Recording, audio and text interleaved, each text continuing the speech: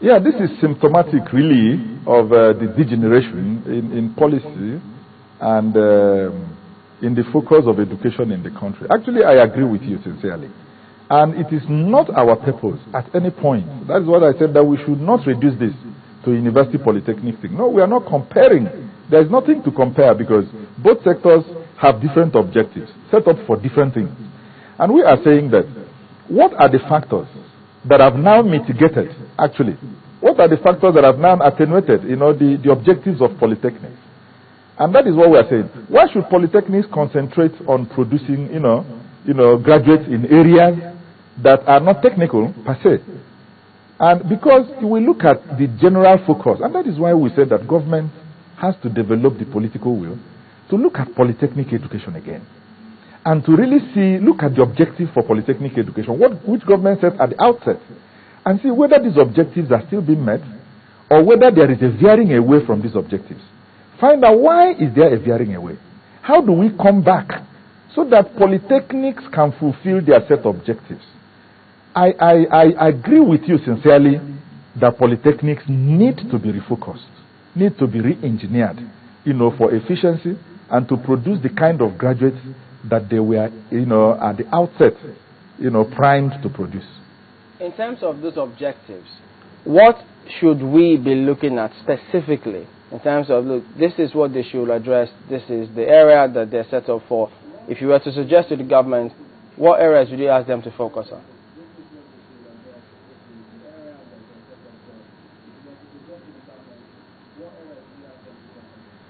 Our problem in Nigeria is not the policies. The policies are there. There is a body right now running polytechnics. The issues are clearly outlined. The polytechnic graduate is a hands-on person. He is trained to man the technological and technical aspects of industry and our economy. He is trained, he's supposed to be trained to cater for himself, create employment even when he graduates, and not be searching for employment. He is supposed to be trained to be in charge of his destiny. That is the purpose and that is the objective. To train people who can stand on their own, be self-employed, employ others, go into the industries and drive the industry. These are the kind of graduates that polytechnics should produce. And not people who carry certificates around looking for jobs. But in spite of all this, I mean, the society, time and again, we see people who say, look, we're looking for technical hands. We need people who can handle all of this, who have competent skills. But in spite of all, there don't seem to be many out there. So it's a challenge we're facing here.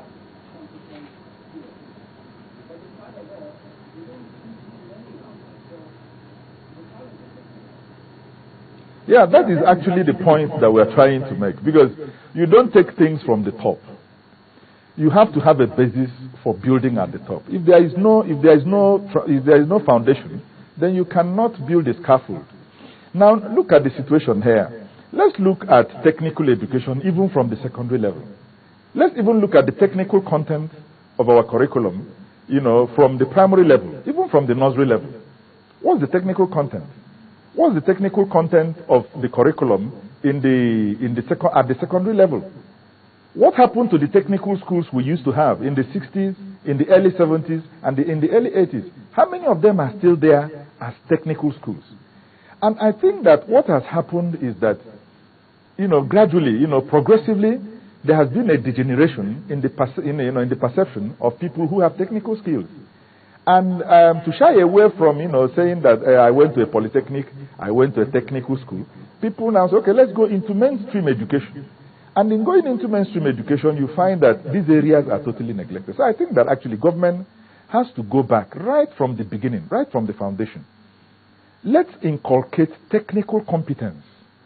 Why should somebody finish secondary school, finish university, and basic things around the house?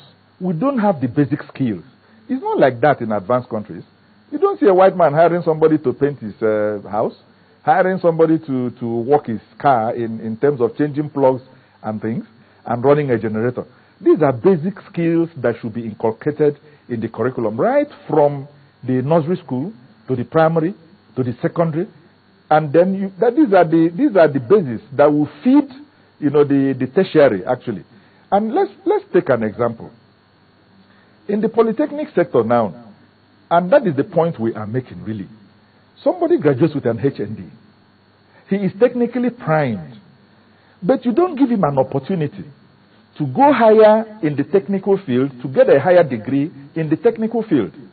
What you do to him is that you push him to regular education in the university for him to get a master's degree. And when he goes to the regular university, what kind of education does he get? He comes out more theorized than a practical person. And so we are asking government, we are saying, give access, to the level of education that we call first degree in Nigeria. Give access to BTech in Polytechnics, so that these competencies are carried to a higher level. I think that way we will be able, to spread, to percolate, technical competence in our society. That's what I really think.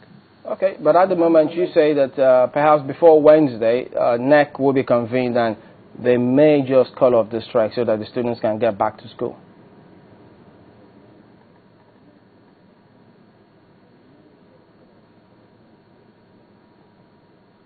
Yes, that was the understanding we had with the Minister of Labour. All right, and Chubuza Somoa is the President of Academic Staff Union of Polytechnics. Thank you for speaking with us today on Sunrise Daily.